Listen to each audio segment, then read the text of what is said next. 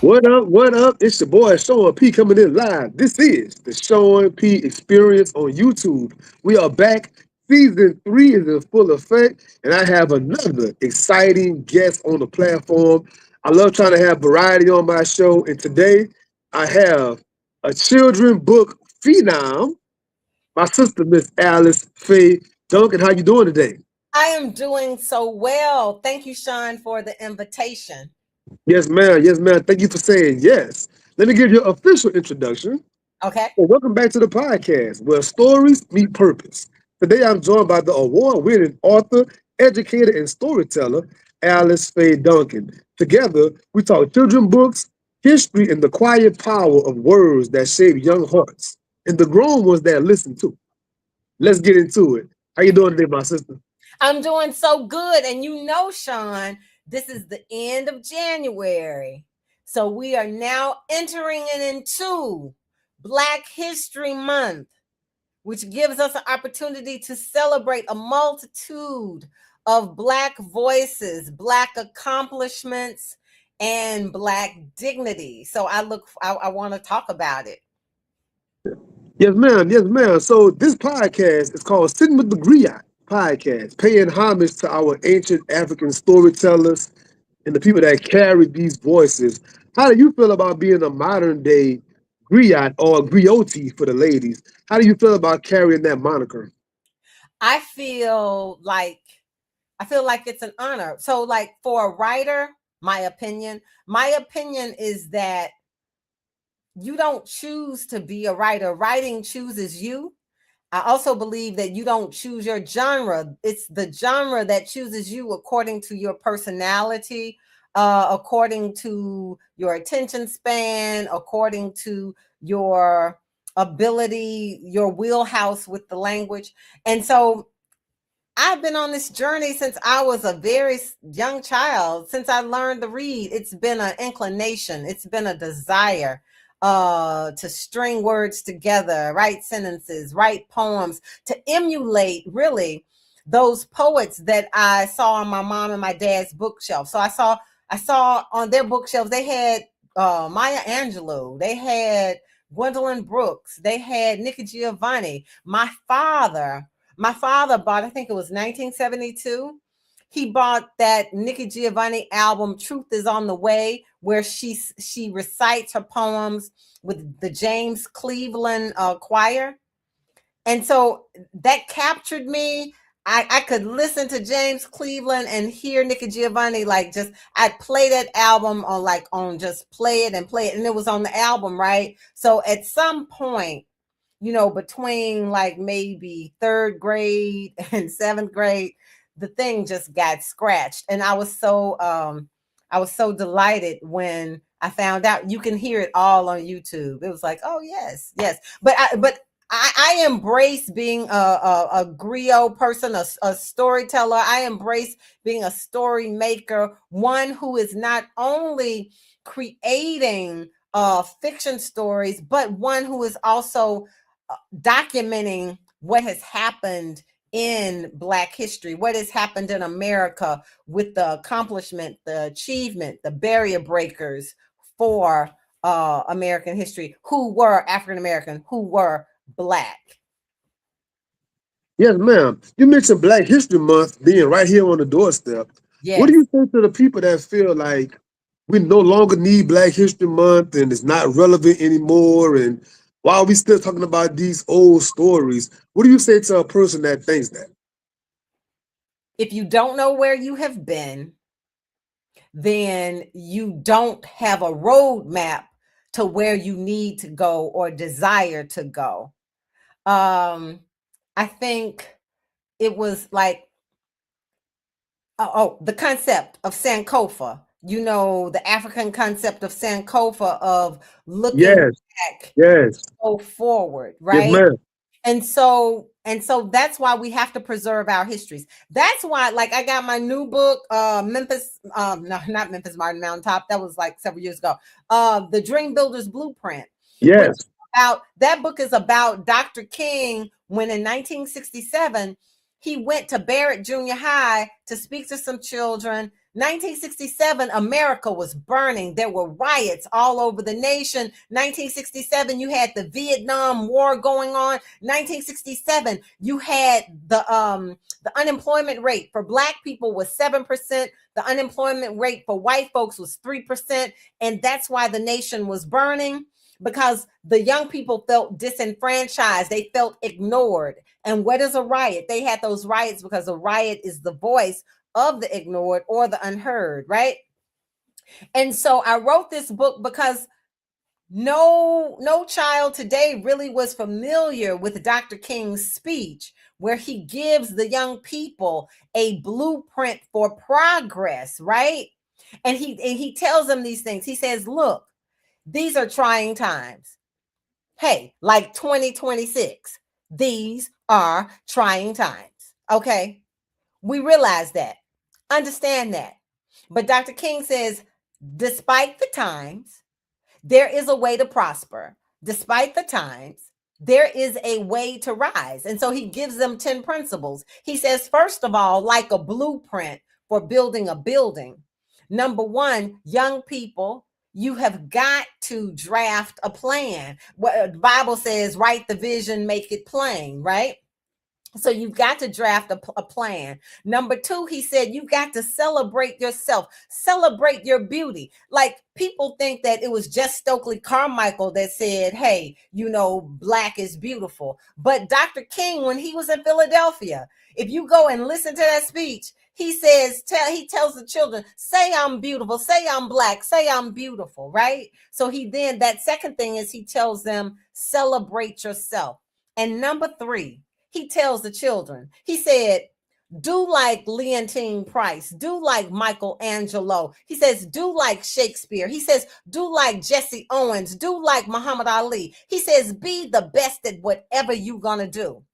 He also says, be the best street sweeper, right? Which ain't nobody sweeping streets no more. Ain't nobody got time for that. We got trucks doing that now, right? So what I did to make all of the speech relevant, I turned it into an erasure poem. So you have Dr. King. He's got his speech of 1,700 words. But when I turn it into an erasure poem, I make that speech 270 words. It's now a new creation, right? As Nikki Giovanni would say, it's now a new creation, right? But it's now 270 words, and it only highlights those salient 5 points. And everything that is archaic, like sweeping streets, then that's discarded to amplify the draft a plan, celebrate yourself, practice excellence. He says, do no harm, be nonviolent.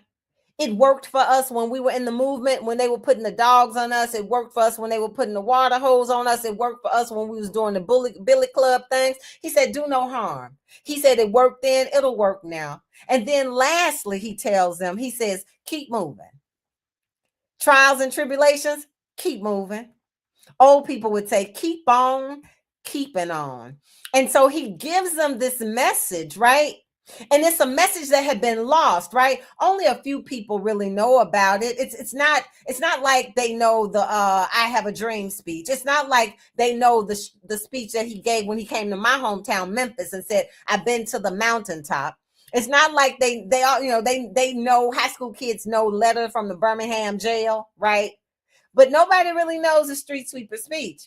But he's given them these 5 tenets that are applicable to right now. And I said, being one who was a recorder of history, being one who was a national board school teacher, taught school 30 years, I said, this is something that children need to understand. They need to make this blueprint applicable right now. They need to start practicing it right now. This book needs to be something that you give to graduates graduating from kindergarten, graduating from 5th grade, graduating from 12th grade, graduating from medical school, college. The 5 points worked, will work, and they're going to keep on working. So let me ask you a question. You're in an interesting genre being in children's books, because we're at a time right now where books are being challenged. certain stories are being pushed back on. So how do you deal with that as a children author of today? Like, do you have that in your mind as you're writing, as you're making the illustration? Are you thinking about trying to toe that line between covering these hard topics and being banned, or do you not think about it at all?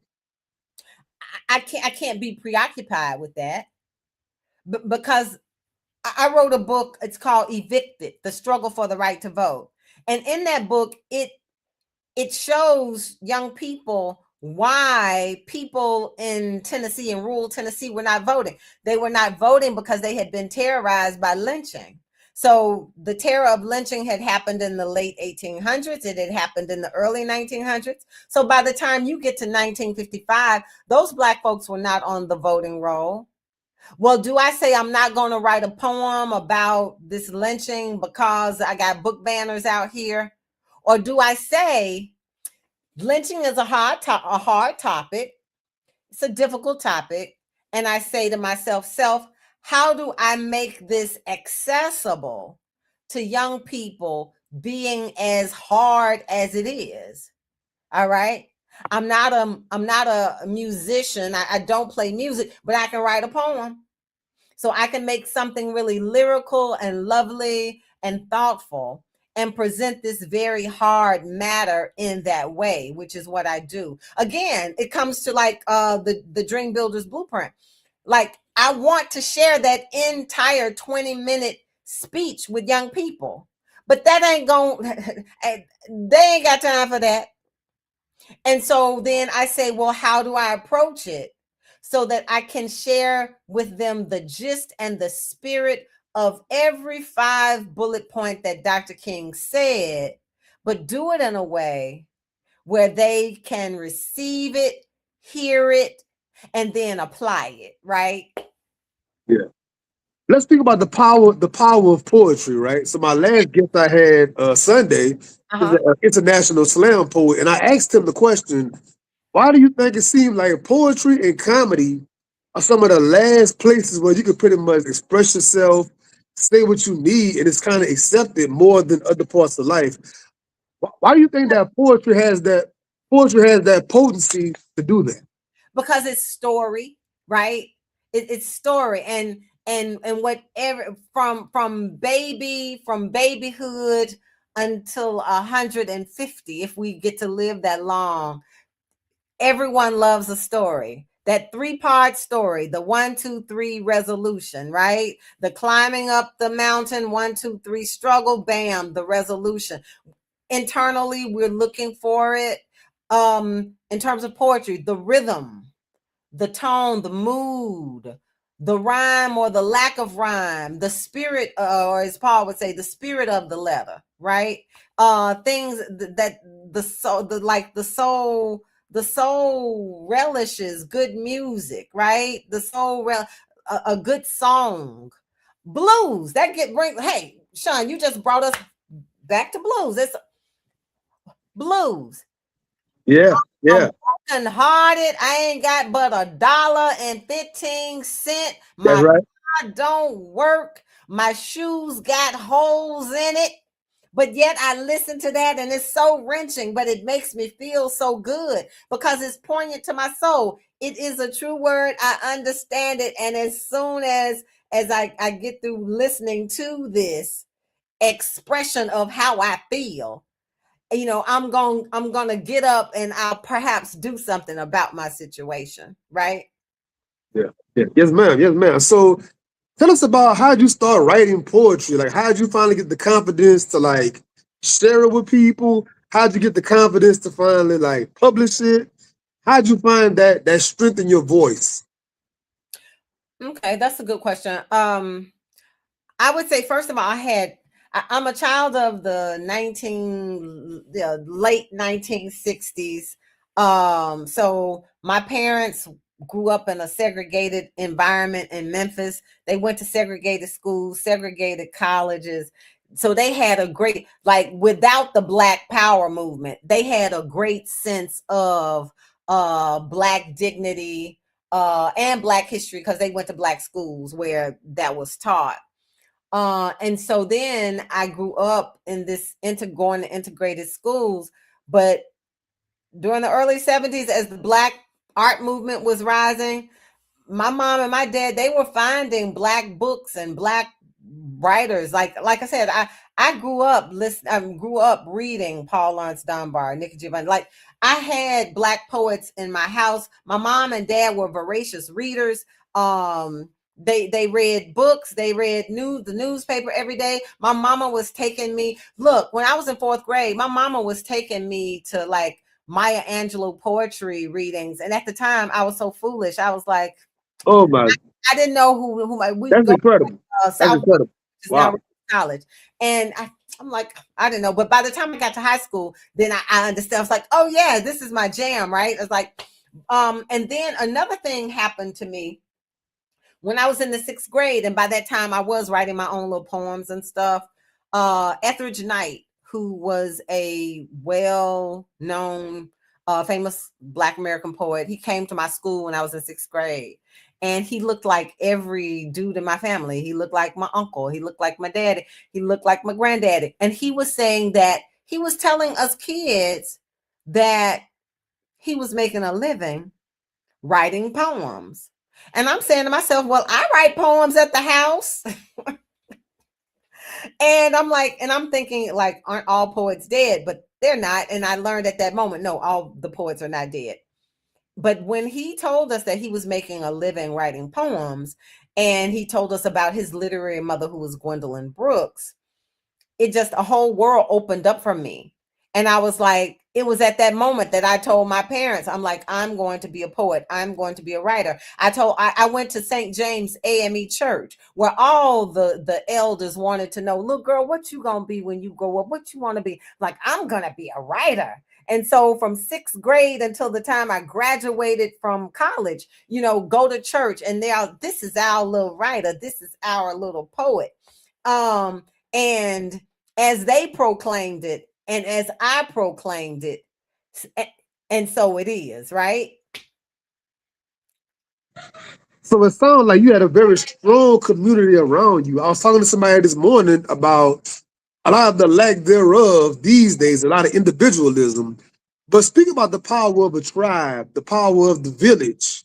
And it seemed like it really empowered you. Speak about the importance of that we need to have that now more than any time. Here's the thing. Everybody has to realize what part of the village they play. Okay. So like, nobody was just living in and of themselves during that time I grew up. The lady across the street, her husband was a cab driver. She was a stay-at-home mom. She was also an elderly lady who had always stayed at home. So when it was time for my mom had a baby, and it was now time for her to go back to school, the lady across the street didn't wait for my mama. That she just came over across the street and said, look, Earlene, I'll keep this baby while you go back to work. Right? Like, we just got to all identify what part do we play. In my neighborhood, I'm the lady who gives away the books, right? It's like, if you want some books to read, the lady over in the yellow house, she got some books for us, right? And you just, and you gotta, who are you in your family structure, right? Are you the auntie? Are you the auntie who takes the kids to the museum because the mamas and the daddies, that ain't their thing? Are you the uncle who takes the kids to church because mom and dad ain't doing that, right? Are you the one saying this child needs a library card? So you make sure that you all of us have to identify, where do I fit in this big mosaic of my community, in this big mosaic of my family, on my job? Where do I fit? What is it missing? What do they not have? Look, these new people working, they are of another generation. They're inconsiderate. They are Yes, rude. they are. Yes, And they are. they Yeah. they they don't know how to dress on the job. Like, where do you play at the job? Are you the person? I was the person that said, hey, look, like, you need to do this a little better, and like, go on, like, just do this a little better, or we can do this a little better, without being critical, right? Being constructive without being critical. And because what comes from the heart goes to the heart, right? And so, like, not being a mean spirited person, but being it as someone who says, I have gained wisdom on these variety of things. So now let me share it with you. Yes, ma'am. Yes, ma'am. So the sculptor makes a masterpiece by cutting away the rock or the clay. Tell us Yes. about what it was like cutting away the original MLK speech to make your poetry and what you did with your book right here. What was it like doing that molding, that shaping process? Okay, so let's talk about my early writing career. I sold my first book to Macmillan when I was 24. And so now I'm 60. Okay. Okay, yes, ma'am.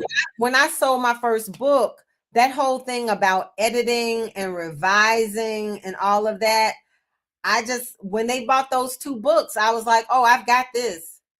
And there was some editing required, but not a lot, right? And so I went through about like 10 years, 15 years of not really being open to editing and revising a text, right? But by the time, by after the 15th year, so I've been writing, I realized, look, I am not selling things because I am not willing to go back and shift and shape and mold and revise. So when I come to Dr. King here in like 2021, 2022, whenever I came up with this idea to do it as an erasure poem, by that time, I'm very open to trying, erasing, adding, and with an erasure poem, that's what you do. So what I had to do was I printed the poem like 30 and 30 times, like in 30 big poster board sheets. And I just kept going back and would spend days, hours going back until I came up with like this is a shape that I want to say.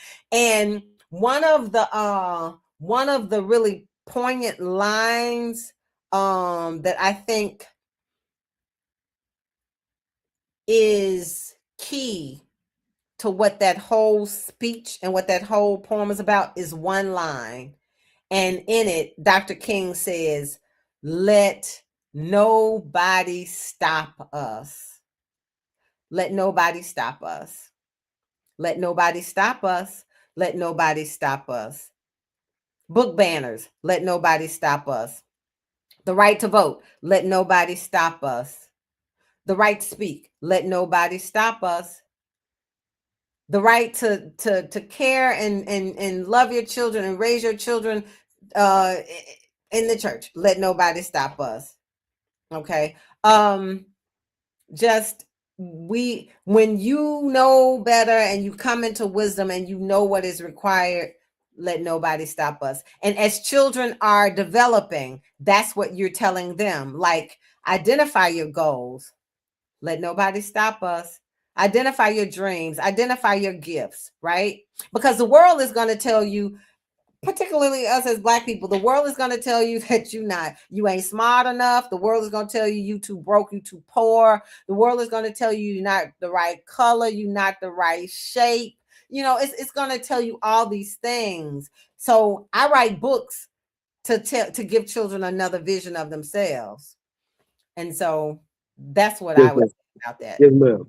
So these books are children books, but I also say that adults need to read these books too because the school has taken away history so much where a lot of adults don't really know who That MLK is. They don't know who BB King is and Coretta Scott King. So tell us about the importance of even adults gravitating toward these books, not just children. the whole joy of life is being a lifelong learner. The whole joy of life for me is understanding that there are things I don't know, but being in search, being a seeker, right? And finding what your interests are and then saturating yourself in those things. And then once you saturate yourself in those things, as you're on the journey of saturating yourself in those things, you discover other things along the way. For example, when I was researching BB King in 2012, 2011, 2012, I discovered Robert Johnson, right? the progenitor, the father of rock and roll, who was also a Delta blues king, right? Yeah, So you have to, adults need to leave themselves open and understand that sharing picture books with children is a cheat code of gaining, it's a cheat code of gaining information, of really gaining really important information in a way where you don't have to read the 300-word Alexander Hamilton book, right? You can really read, or you don't have to read the 1,000-page book of Dr. King and his speeches. You can actually read a children's version. Read it with your children, read it on your own. This is the thing about picture books, too, though. Picture books offer you art that comes from museums. My book, BB King, is illustrated by Carl Joe Williams. Carl Joe Williams does installation art all over the nation, not just in New Orleans. So when you're reading the book, you are interacting with museum like art, being inspired by museum like art. And so I oh, say don't neglect picture books. Don't look at them yeah, like as an yeah, adult when you're yeah. sharing it with your children. And don't be, as a parent, don't be so eager for your child to hurry up and move on to the chapter books, because there are No, so many rich yeah, stories and so much rich information in picture books. Start with Alice yeah, Faye Duncan picture books. You yeah, will be you're gonna learn something, and you yeah, will be inspired, but you also are going to um you're going to be, I think, moved by the yeah, majesty yeah, of the artwork. yeah, yeah. Yeah, I agree. And as you were saying a little while ago, so many of the newer generation are not going to the museums as much. They're not going to the art galleries. They're not going to these exhibits. So the picture book might be the only way the child could interact with Hmm. the beautiful imagery and all of the understanding, even understanding art. And also, this is what I want to say too. We're approaching Black History Month, but I think we need to show young children how to spend their leisure time, so that they don't become the adult that all they know is going to the movies and or Netflix and chilling, or going to a restaurant. So we need to show children how to spend their leisure time, how to go to the museum, how to go to plays, how to go to musicals. In our cities, there are oftentimes nonprofit that sponsor, free museums, free plays, free musicals, concerts that are not just rap concerts, but classical music, right? Music that comes from other cultures that are not your own. Now that's what I found, like, because I taught high school for a long time. So that's what I found really discouraging, when all the children knew is going out to go to a restaurant or going to a dance, but they didn't really know how to spend their time. And if you propose something like going to a play or a museum first, it's like, oh, that's boring. But it's like, but you ain't never been. So you don't even know the gratification that you could receive from that. So that's something. Man, that We have people online who like maybe want to talk and chat, or who do we have? yeah. So I mean, I can't see who the person is. We have four people online right now. I can't see them, but yes, you're more Okay, than welcome to add your questions into the chat. Anybody watching this, add your questions. I will try to put them on the screen as you're asking. I'll put them on the screen in real time, and we'll read them off, and we'll interact and go from there. but anyways, while we wait on those people to Yeah, that's maybe come fine. in, we can still talk. Yeah, so I Yeah, just sure. But received yeah, the being a thespian myself my whole life since high school, and oh being a person in poetry, what was doing the play? What was the last play you did? the last play I did was To Kill a Mockingbird. I was Oh, Tom Robbins. I, you I were did I what? did it twice. I did it twice. Oh my God, I bet you that was moving. Yes, it was during the pandemic. I did To Kill a Mockingbird for two different organizations, and of course, at the time, Breonna Taylor, George Floyd, all those things are happening racially. So trying to embody that in my character and carry that on the stage was very emotional for me as an actor, and tapping into that energy to portray that, you know. Yeah, that's beautiful. That's beautiful. But yeah, Yeah. doing stage plays and then now doing poetry myself, doing open mic and doing poet slams and everything. Like you're saying, so many people are not as prone to go to a poetry night, stuff like that, like they used to be in the 70s, 80s. You know, like we got to get back to doing that. You know, art museums, poetry night, like these are wonderful outings, and people have narrow mind on a date night. It's just a restaurant and then a movie, and like And that's it. you got to expand the horizons, man. But isn't it because as young people they never were exposed to that? So my That's thing, true. That's true. expose the young people to the plays and the musicals and the museums and the libraries and the different types of music beyond your own culture. And that's why I write about blues music, because it's like, okay, if we are going, blues music is American music, and if it is to survive, if this genius is to survive, then children have to know the music, appreciate the music, so they have it in their mental sky as something that they are aspiring to create. And so if you can't know what you don't know, and you can't be what you don't see, right? So that you need to see, they need to see the possibility of what can be for them. Yes, man. Another paradigm, or just another shape of themselves, that, like, because the TV ain't gonna, like, the news is not only going to show, it's going to show you one type of black person, right? It's very, very biased. The Very news biased. is going to just show you one type of black person, the Yep. one who robs, steals, kills, and commit fraud, right?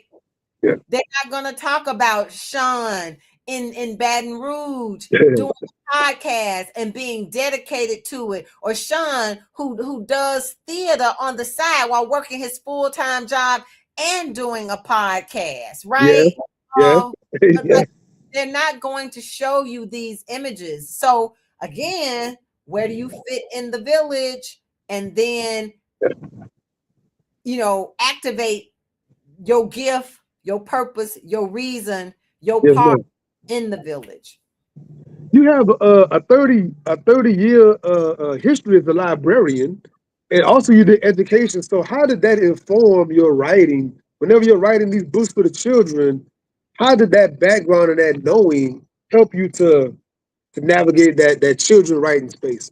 That's a great question. So this is how it worked. In the schools, you have a curriculum, right?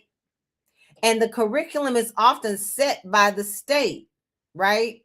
And so the state will have things like teach civil rights during the third grade band and the fifth grade band and the 11th grade band. So it's like, okay, well, the state is saying teach civil rights. But if you go to the school library and you in Memphis and you teaching civil rights and you want to teach about Dr. King and his assassination, there were no picture books about that very hard history. So what I did was, and I did it through the whole course of my career, I'd look and I would see, where are there gaps in this textbook to address the curriculum that they are saying we are required to teach. In Tennessee, it's required to teach about Tent City, which is where Black sharecroppers were displaced in Fayette County. And then because they decided that they wanted to vote, and many of them lived in tents for 2 years because they were displaced from the planters, displaced them from the sharecropping shacks, right? It's like, okay, in the curriculum, it says you teach this in the 11th grade, but there were no books for that. And so I'm oftentimes looking at, where is the curriculum?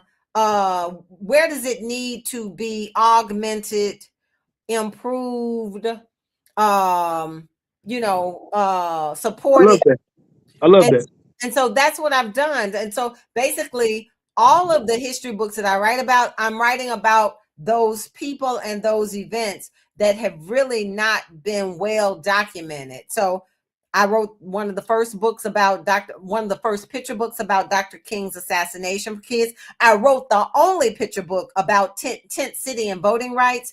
Few people understand that those farmers in Tent City inspired John Lewis and Snick to go into the Delta, to go into Alabama, and to do that rural movement of voters registration. They got that idea not in and of themselves.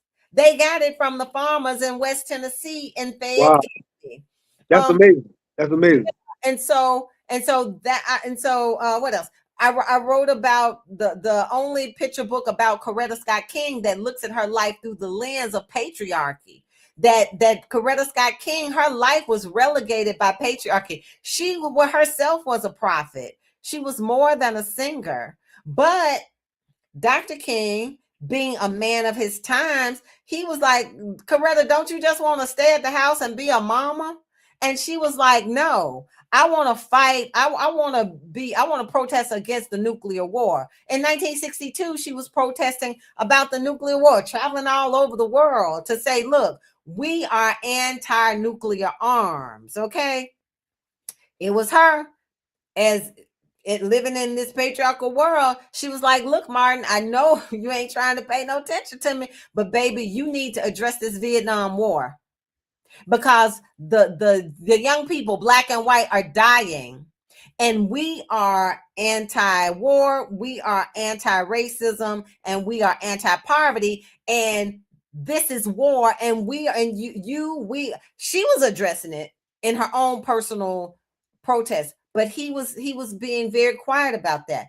And so at some point he acquiesced, and Coretta had, she had her influence, and he spoke against the war, and then he spoke against economic apartheid for like just everybody. Like, he's like, look, we got a cajillion million people in America who are making starvation wages on a full-time job.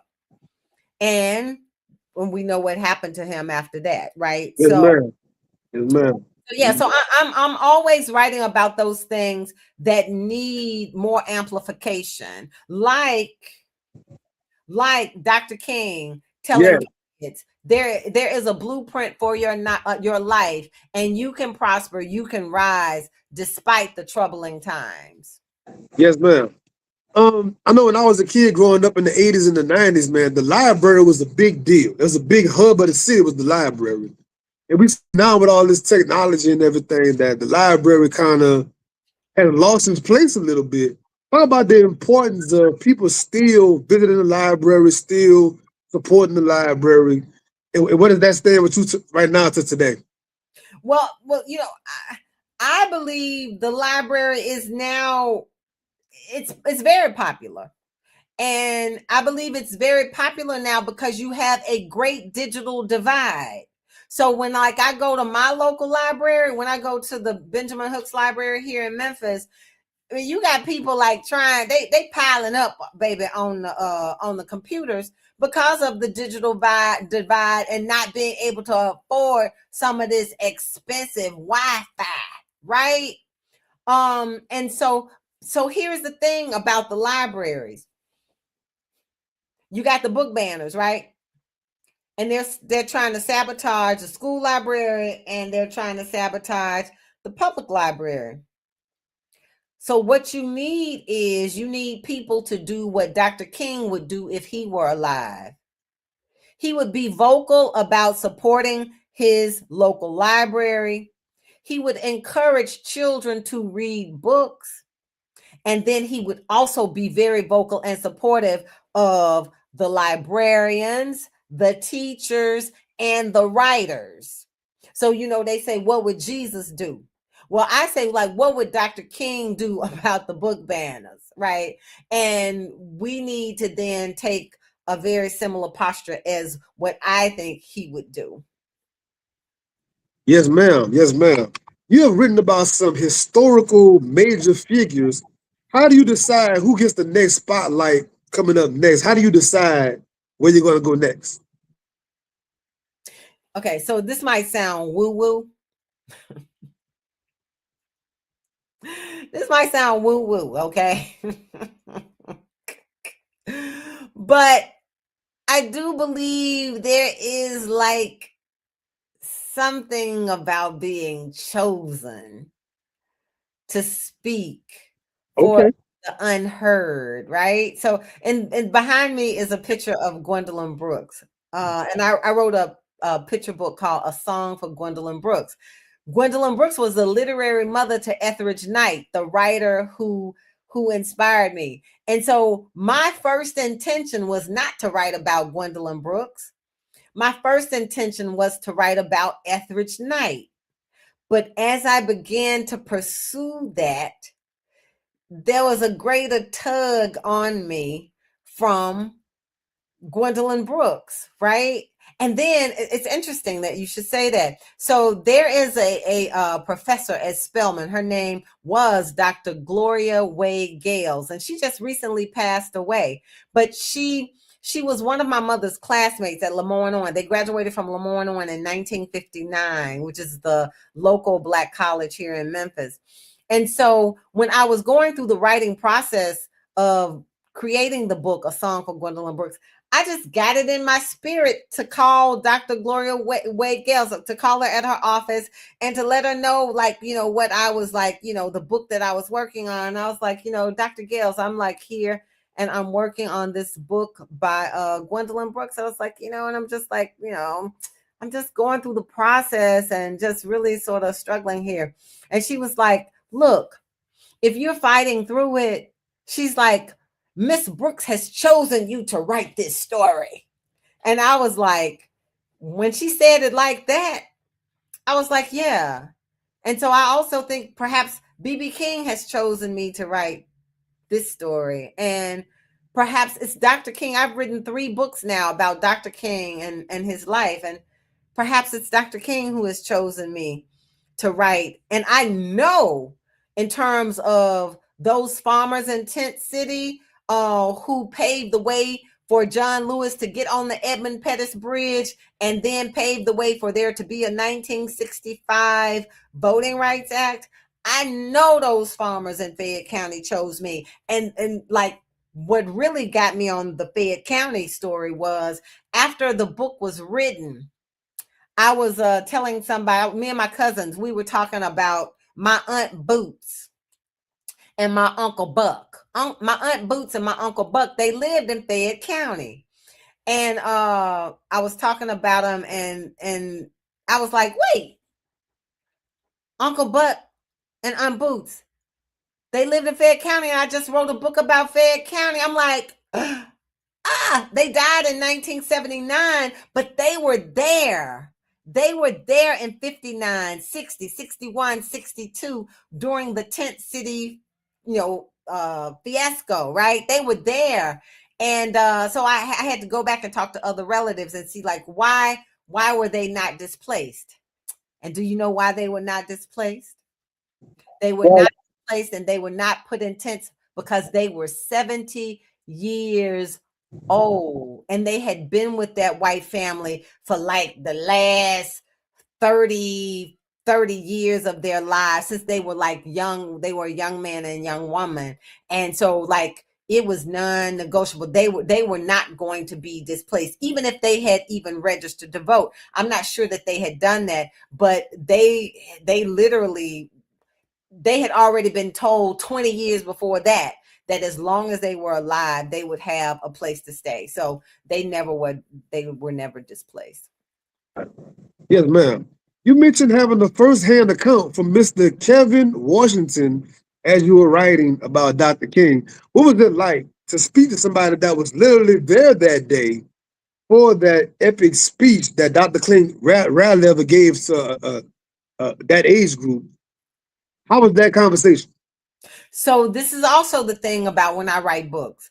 When I write books, I oftentimes I want to speak with somebody who was who had like an organic connection.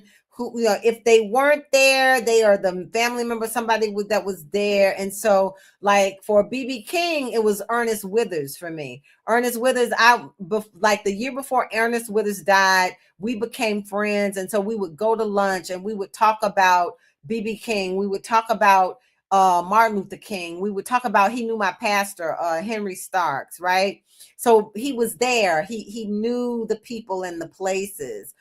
And so for me writing the book about Dr. King in Philadelphia, I I searched and searched and searched till until I could find someone who was there. I found Kevin, and I also found there was a young teacher there, like a band teacher, history teacher, who introduced Dr. King that day on October 26th, 1967. So I found his son, and his son was not there, but I wanted to find people who were connected. Also, look at the illustrator of that book. I did not want to be, I did not want to create that book with someone who was not from Philadelphia. I was already here in Memphis. I feel like I have a connection because I'm here from the city where he was assassinated. But I wanted to work, if I could, work with an illustrator who was from Philadelphia, and I was able to do that with E.B. Lewis, who was born and raised in Philadelphia. So the illustrator is from Philadelphia, whereas me, the writer, I'm from Memphis. Yes, man, that's powerful. That's powerful. Let's talk about your new book on the Blues Boys, right? So we had the whole movie came out this past year, Sinners, and Sinners took a lot of the newer generation and put them on that track to the blues. Mhm. What's the importance of blues music and why is it important to bring that back right now? Okay, so America is a melting pot of cultures, correct? Right? It's a melting pot of cultures. Yes, ma'am. Um, but one particular music that is American completely is blues music. American all day long, created by Black folks in America. Oftentimes when I go to Clarksdale, go to a variety of like blues concerts and things, I went to the BB King, like, and I think it was like right before BB King died. It was like maybe 2013. I went to a BB King concert at the Ryman in Nashville, and the majority of the people in the crowd were not Black people. The majority of the people in the crowd were white people. And so my opinion is that if blues music is to live and to be in stewardship and the custody of Black folk, you've got to share the music with young people. So then BB King was like, do you know how BB King discovered the blues? He discovered the blues because his auntie was listening to blues music on her wind up Victrola, right? BB King heard Robert Johnson. BB King heard Jelly Roll Morton. BB King heard music from Lonnie Johnson. And when he heard that music, BB King went to a church where the preacher played guitar blues, right? And when he heard it, he said, I want to create that. When he heard it, he said, I want a guitar. If all a child is hearing is manufactured, synthesized beats, Yes. Come on now. Come on now. Talk about it. ever gonna be inspired to learn some notes and to play. It takes intellectual acuity to learn an instrument. Yes, ma'am. Strong mind, a creative mind. But if all you got is this beat machine, this artificial music that will never inhabit the soul of a real instrument, Yes. the music is going to die. And Oh, you are leaving it in stewardship, you are leaving it in custody of someone who didn't have no part of creating it. And so I say, I want Black children to understand, you helped create this, and if this is to live, you need to know about it so you can then choose and decide where you want to fit in creating it, celebrating it, and sharing it with the world. yes. You said in the book how he had an issue with speaking and stuff like that, expressing himself but he Yeah. found his voice in music. Speak about the power of music to heal, And to and find your so voice. so here are several ways to communicate, and children need to find where they fit in that. We can some of us can speak, some of us can write, some of us can play music. Some of us can dance and communicate through dance. Some of us can communicate through art. The thing is, you've got to find, as a parent, as a person in the, some of us do theater, right? You look, give you a August Wilson fences script, and and you will communicate and convey all of the things that it means to be abandoned, that it means to be disenfranchised, right? It's like you can communicate that. But you give me some paper and a pencil, and I'll write a metaphor for you. Okay. And so we need to teach the children how that there are several ways to communicate and talk and get your point across. And if you are the poet, be the poet. If you are the dancer, be the dancer. If you are the mathematician, be the mathematician. If you are the scientist, be the scientist, right? It's like, but find your way. Find your way. Yes, ma'am. Yes, ma'am. So on this show for the past year, I love to ask my guests, my award-winning writers, how do you go about reading? So We all read differently. Some of us take notes, some of us highlight, some of us whatever. What are your practices whenever you're reading?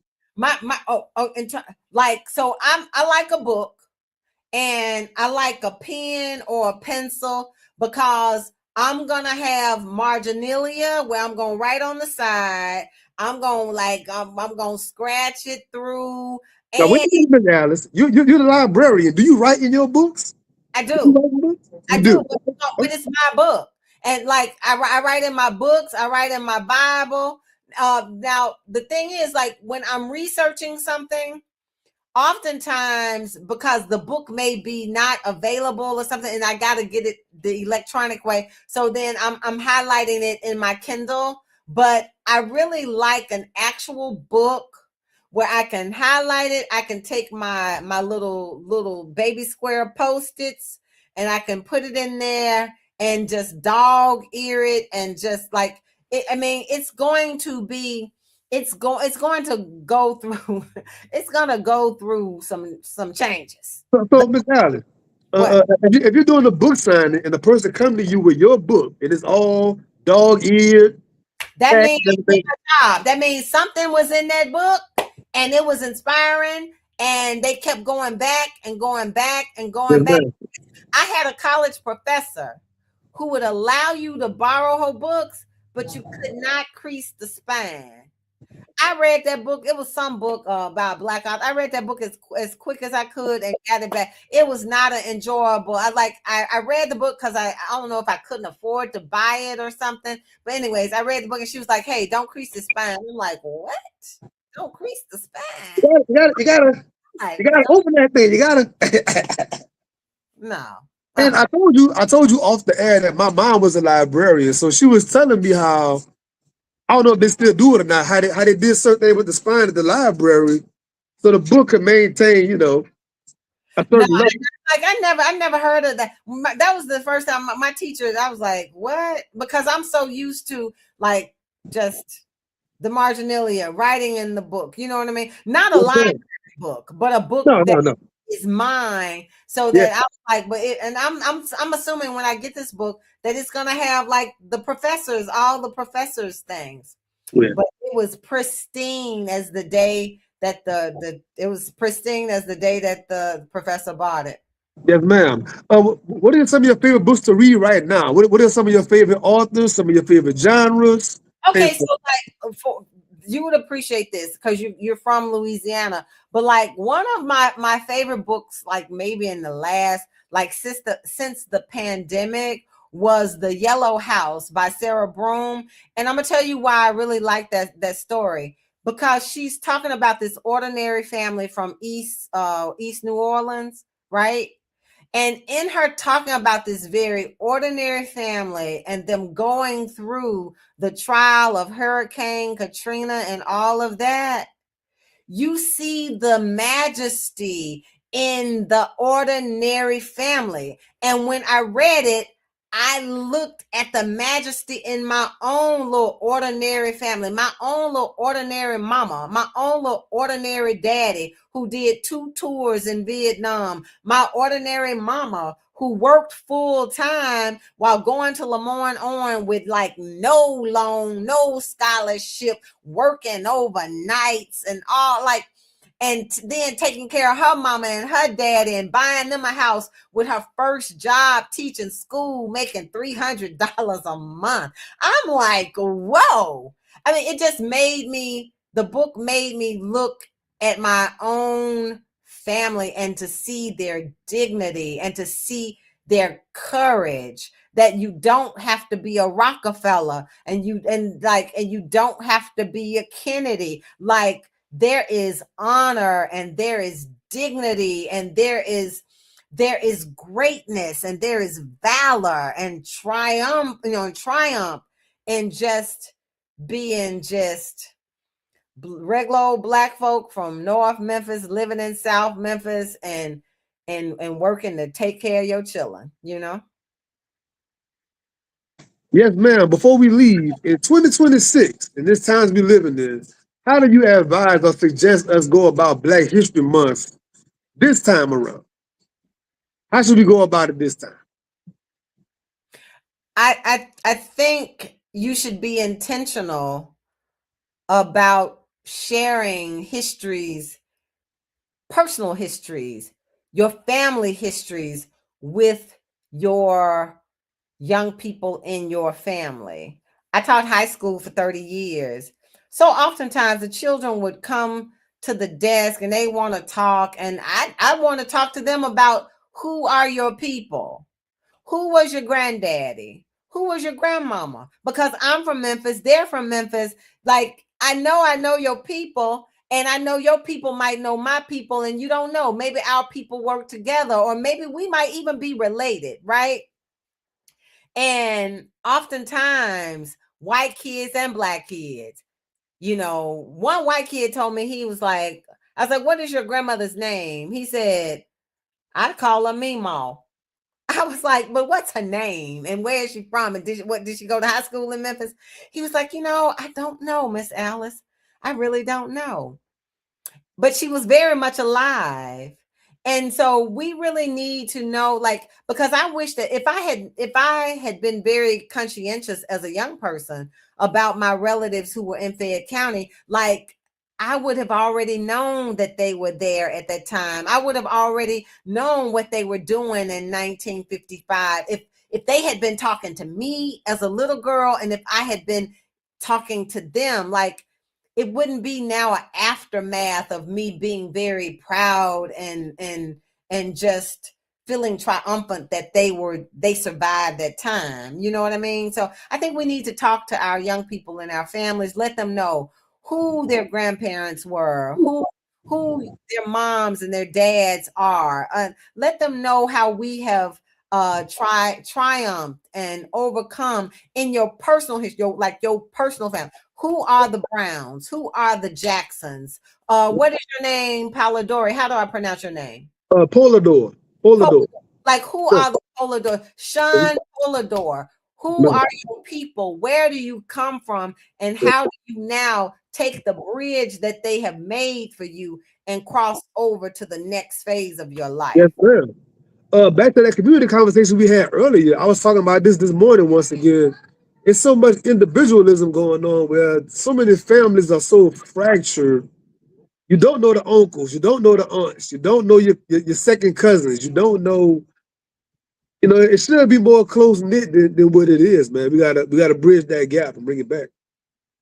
Well, I mean, so it's very American to have a nuclear family.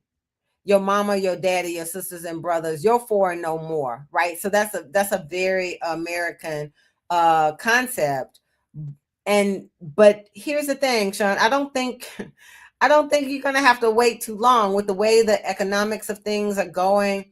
that families are going to have to band together and perhaps, start consolidating homes and space so that everybody can take care of themselves.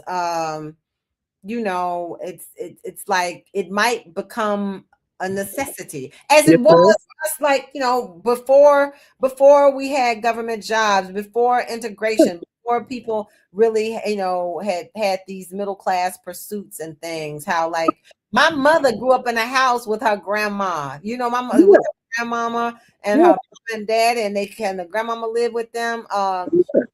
And because their grandmama lived with them, the things that her mom and dad could not do for them, it was her grandmother who would give her lunch money. Because it's like, yeah. so perhaps we will get back to that time. I always said that growing up, that my family, looking back on it, was like a commune. I didn't know what a commune was when I was a kid growing up, but like it was natural to me that my grandparents live here, my aunt live here, my uncle live here, all my little cousins are like siblings to me. Like we grew up together, literally our Yeah, whole lives. So my yeah, cousins more than cousins to me. My but aunt is like a second mom to me. yeah. It's now like, cousins way over here. I Yeah, got yeah, they over here. They over here. East Memphis, and, like, and yeah, and hey, and don't sell your mama's house. That's what I tell people, because you might not ever be able to buy another house again. So don't Yeah, sell your mom's property or sell your dad's property. Just try to yeah. keep what they have struggled to have, and keep it as long as you can. Yes, ma'am. But thank you for this invitation. I pray Yeah, that I said something inspiring for your yeah, followers. yeah, And yeah. hey, I will see you. I will see you next I time. have one last question. Who is your next historical figure you're going to highlight, if you don't mind sharing? Robert Johnson, Robert Johnson. Okay, okay, who is okay. considered father of the he's considered father of rock and roll. Yes, He was ma'am.